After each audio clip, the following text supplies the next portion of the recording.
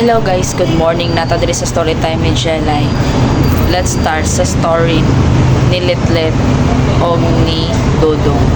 Nagkailhanay mi sa chat. Tapos naa daw siya'y anak, 2 ka buok. Tapos patay na daw iyang asawa. Tapos ako, may kalipin ko, pero wala mi nagkasinabot. Nagbulag mi atong kalipin ako kay Lasinggero. Kay tungod na love na ko siya o nakita na ko sa iya ang gusto na ko sa isa ka lalaki, gisagot na ko siya. Kay love man namo ang isa't isa, nag-decide ko na mag-live-in na lang mi. Pero apan 6 years mi nag-uban, okay pa man ang tanan, sweet man siya, palangga man ko niya, makita man ako ang effort niya. Tuwing man sa rinamo, anniversary namo, or mga special occasion, mga birthday na ako, naaman siya permanente o kaya man kong ginaatiman. Pero 7 years to 9 years nag-iba na ang tanan. Ako ang kalibin kay driver ang iyahang trabaho. So permanente wala siya. Permanente siya nagabiyahe. Nagaduda ko nga naa siya lain. Mauto nagibutangan ako siya apps diba nga voice recorder para mabalaan ako kung tinuod ba nga naa siya lain o wala. I-confront na ko siya about ana kay na ako'y nadunggan nga kiss ko lang, ayaw saba lang. Mautong voice recorder nga nadunggan ako dito sa cellphone niya.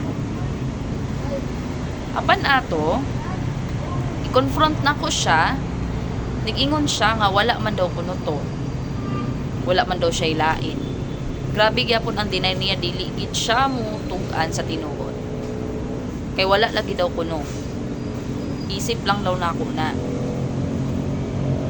Sige ra mig away tungod anak kay tungod nagaduda gani ko sa katong nga panghitabua. Katong 18 to 20 years old, I think na edad na babae na i-chat sa akong anak kay katumanggod siya schoolmate siya sa akong anak o i-chat niya kinsa ba ang nagapanguyab sa iyaha, kilala ba niya ni nga tao na ni kay wala man kabalo ang babae, may kalipin siya, wakawalo ang babae ana. So gi-confront na ko, giadto na ko dito ang babae kay gi-frame up na mo sila na makikita gamit ang cellphone sa kong kalipin. Karon kay nakita na imi dito todo deny silang duha nga wala daw kuno sila'y relasyon. Nakaingon ko nga murag nagskandalo ko dito kay sige kog yaw-yaw dito kay apan gani ni deny gyapon sila nga wala daw kuno sila'y relasyon. Friend lang daw kuno. Pero duda ko may nahitabo gid sa ilaha.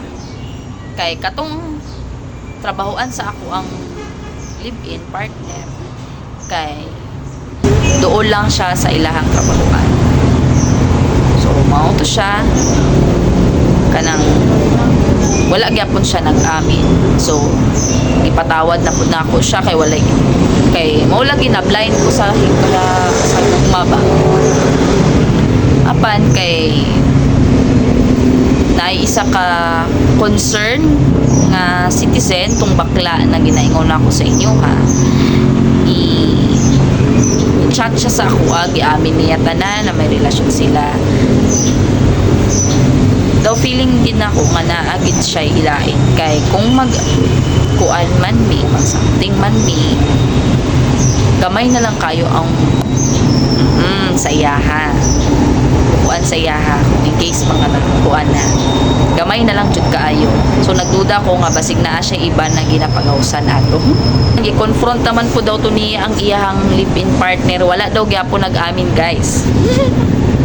Grabe ni mga lalaki no, bisag unsa jud imong buhaton ba pag dili nila gusto mag-amin, dili gid sila mag-amin. So wala gyapon daw siya nag-amin bisag na evidence, nagstorya na tong bakla, wala gyapon daw nag-amin. So nakipagbulag siya kay di na daw niya kaya ang sakit. Pero in love daw kuno gyapon siya. Unsa daw iyang buhaton, guys? Mga idol siya advice kung unsa daw iyang dapat buhaton na para maka-move on siya sa iyang 9 years na live-in partner. Kay karon layo naman sila, wala naman sila communication. Pero may mga times daw ginat-chat daw niya, siguro kay nagabek siya kay palangga gani niya kaayo. So unsa atong ma-advise ani sa iya, guys? Kani nga panghitabo kini nga story ni Letlet. So, maura to, guys. Thank you for watching.